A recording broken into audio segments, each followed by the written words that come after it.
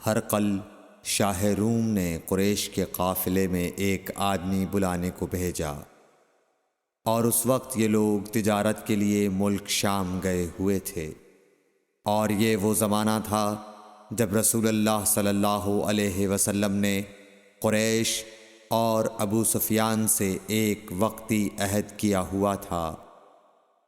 جب ابو سفیان اور دوسرے لوگ ہرقل کے پاس ایلیا پہنچے جہاں ہرقل نے دربار طلب کیا تھا، اس کے گرد روم کے بڑے بڑے لوگ، علماء، وزراء و امراء بیٹھے ہوئے تھے۔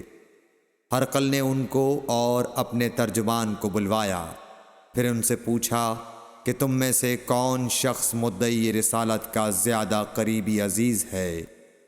ابو سفیان کہتے ہیں کہ میں بول اٹھا کہ میں اس کا سب سے زیادہ قریبی رشتہ دار ہوں۔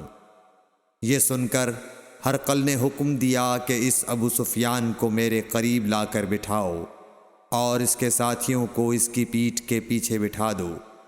پھر اپنے ترجمان سے کہا کہ ان لوگوں سے کہہ دو کہ میں ابو سفیان سے اس شخص یعنی محمد صلی اللہ علیہ وسلم کے حالات پوچھتا ہوں، اگر یہ مجھ سے کسی بات میں جھوٹ بول دے تو تم اس کا جھوٹ ظاہر کر دینا۔ ابو سفیان کا قول ہے کہ خدا کی قسم، اگر مجھے یہ غیرت نہ آتی کہ یہ لوگ مجھ کو جھٹلائیں گے تو میں آپ صلی اللہ علیہ وسلم کی نسبت ضرور غلط گوئی سے کام لیتا۔ خیر، پہلی بات جو ہرقل نے مجھ سے پوچھی وہ یہ کہ اس شخص کا خاندان تم لوگوں میں کیسا ہے؟ میں نے کہا وہ تو بڑے اونچے عالی نسب والے ہیں۔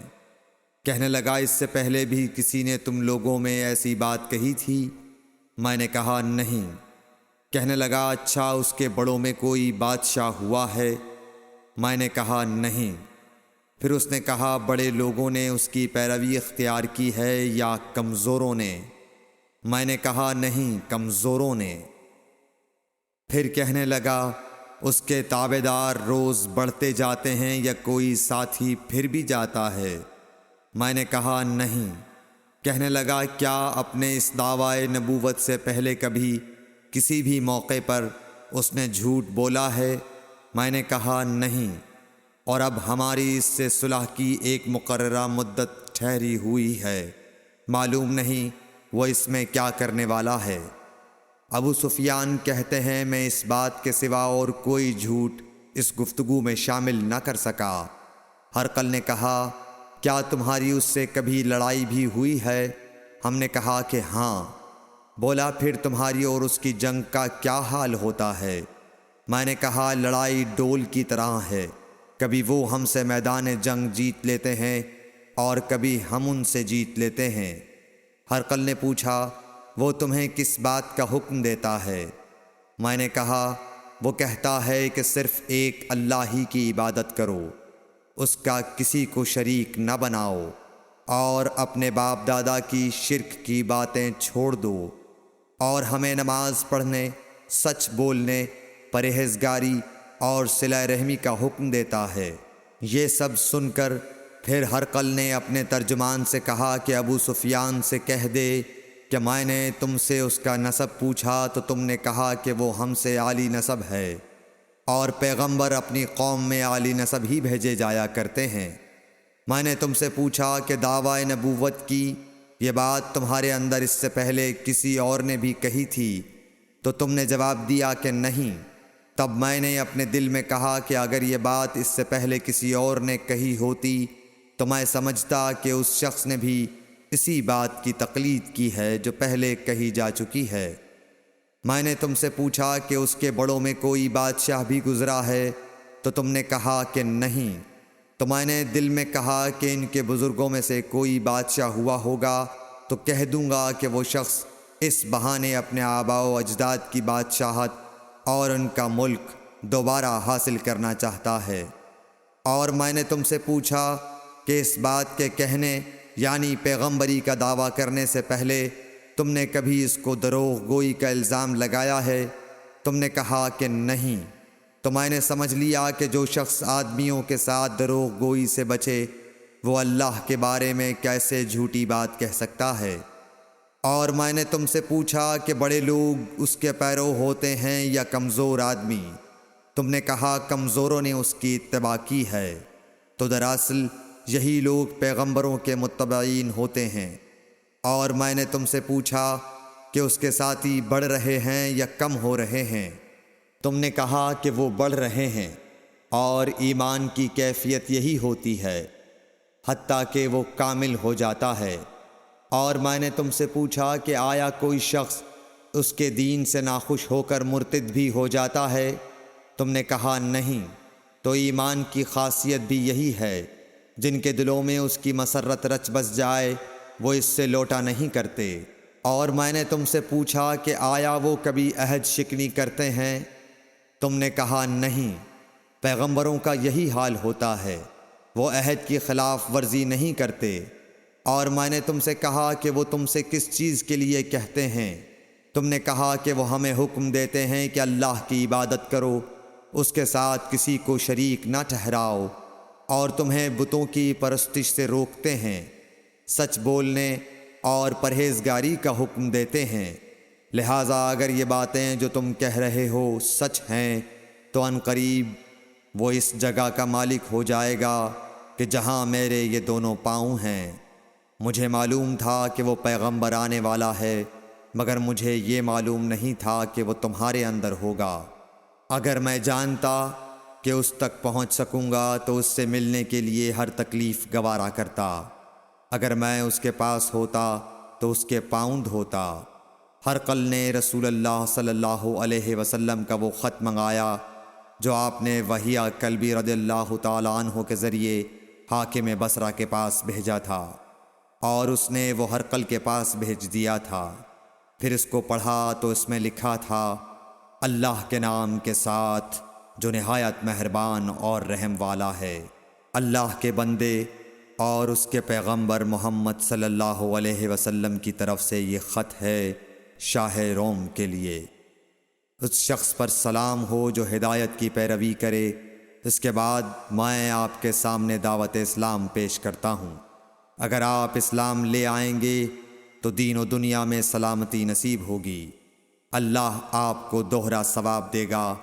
اور اگر آپ میری دعوت سے روگردانی کریں گے تو آپ کی رعایا کا گناہ بھی آپ ہی پر ہوگا۔ اور اے اہل کتاب، ایک ایسی بات پر آ جاؤ جو ہمارے اور تمہارے درمیان یکساں ہے، وہ یہ کہ ہم اللہ کے سوا کسی کی عبادت نہ کریں اور کسی کو اس کا شریک نہ ٹھہرائیں، اور نہ ہم میں سے کوئی کسی کو خدا کے سوا اپنا رب بنائے۔ پھر اگر وہ اہل کتاب اس کتاب سے منہ پھیر لیں تو مسلمانوں، تم ان سے کہہ دو کہ تم مانو یا نہ مانو، ہم ایک خدا کے اطاعت گزار ہیں۔ ابو سفیان کہتے ہیں، جب ہرقل نے جو کچھ کہنا تھا کہہ دیا اور خط پڑھ کر فارغ ہوا تو اس کے ارد گرد بہت شور و غوغا ہوا، بہت سی آوازیں اٹھیں اور ہمیں باہر نکال دیا گیا۔ تب میں نے اپنے ساتھیوں سے کہا کہ ابو کبشہ کے بیٹے حضرت صلی اللہ علیہ وسلم کا معاملہ تو بہت بڑھ گیا۔ دیکھو تو اس سے بنی اصفر روم کا بادشاہ بھی ڈرتا ہے۔ مجھے اس وقت سے اس بات کا یقین ہو گیا کہ حضور صلی اللہ علیہ وسلم ان قریب غالب ہو کر رہیں گے، حتیٰ کہ اللہ نے مجھے مسلمان کر دیا۔ راوی کا بیان ہے کہ ابن ناطور ایلیا کا حاکم ہرقل کا مصاحب اور شام کے نصارہ کا لاٹ پادری بیان کرتا تھا کہ ہرقل جب ایلیا آیا ایک دن صبح کو پریشان اٹھا تو اس کے درباریوں نے دریافت کیا کہ آج ہم آپ کی حالت بدلی ہوئی پاتے ہیں، کیا وجہ ہے؟ ابن ناطور کا بیان ہے کہ ہرقل نجومی تھا، علم نجوم میں وہ پوری مہارت رکھتا تھا۔ اس نے اپنے ہم نشینوں کو بتایا کہ میں نے آج رات ستاروں پر نظر ڈالی تو دیکھا کہ ختنہ کرنے والوں کا بادشاہ ہمارے ملک پر غالب آ گیا ہے۔ بھلا اس زمانے میں کون لوگ ختنہ کرتے ہیں؟ انہوں نے کہا کہ یہود کے سوا کوئی ختنہ نہیں کرتا، سو ان کی وجہ سے پریشان نہ ہوں۔ سلطنت کے تمام شہروں میں یہ حکم لکھ بھیجیے کہ وہاں جتنے یہودی ہوں سب قتل کر دیے جائیں۔ وہ لوگ انہی باتوں میں مشغول تھے کہ ہرقل کے پاس ایک آدمی لایا گیا جسے شاہ غسان نے بھیجا تھا۔ اس نے رسول اللہ صلی اللہ علیہ وسلم کے حالات بیان کیے۔ جب ہرقل نے سارے حالات سن لیے تو کہا کہ جا کر دیکھو وہ ختنہ کیے ہوئے ہے یا نہیں۔ انہوں نے اسے دیکھا تو بتلایا کہ وہ ختنہ کیا ہوا ہے۔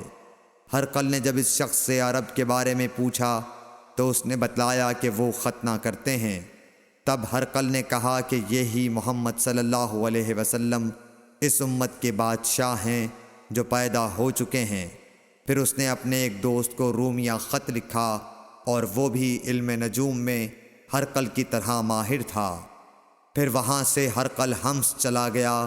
ابھی حمص سے نکلا نہیں تھا کہ اس کے دوست کا خط اس کے جواب میں آ گیا۔